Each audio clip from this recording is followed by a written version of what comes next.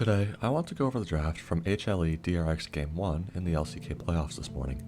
It was an interesting one, and a good example of why basic scaling comps are largely better than more risky early game wombo combo comps. Let's take a look. Also, 70% of you aren't subscribed. Hit that subscribe button, it really helps out the channel. So HLE locks Renekton on B1. This is really the only major blunder and low point of HLE's draft. The problem with blind picking Renekton in the current meta is that Rumble is open, and the Croc will get completely flamed in that matchup. DRX answer with Xayah and Neeko, which is okay. As I mentioned in my previous video, early pick Xayah is quite punishable with any form of long range. The Neeko pick is good though. I think she's still super OP, and I'm not really sure why she fell off after receiving very minor nerfs. Anyways, with these first two picks, DRX are looking to play toward hard dive and teamfight.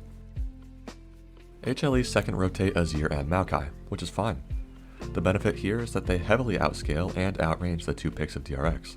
However, the potential consequence is that it's a very weak early mid-jungle 2v2, so if DRX combo Neeko with a strong early jungler, that could be a path to victory for them. Otherwise, good rotation from HLE. DRX finished first phase with Nocturne to combo with the Neeko. This is on theme with their dive, and also beats the Maokai in the 1v1 early game, continuing on with their theme.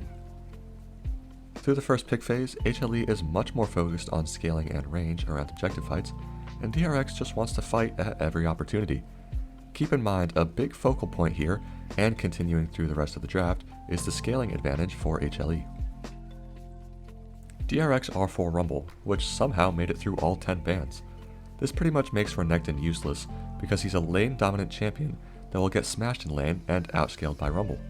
So the entire purpose of picking Renekton as a mid to late bridge to activate your scaling members is pretty much negated. Like, how does HLE not ban Rumble after B1 Renekton? Very surprising. Anyways, HLE round out with Sivir and Nautilus, continuing with their theme of heavy scaling and teamfight. This is a very weak lane combo however, and DRX could definitely punish with a range support.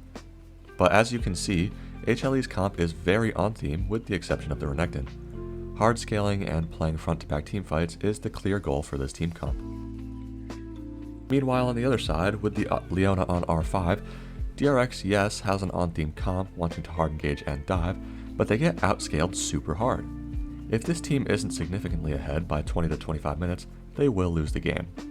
Their comp is also just much more difficult to execute and requires very precise communication and decision making, whereas HLE can just hit whoever's in front of them with Sivir and Azir. This game shows why I much prefer scaling comps to more early game comps that require early wins to win the game. If the early game team messes up once, they make one mistake before 15 minutes, the game is essentially lost from that point on. Thanks for watching, see you next time.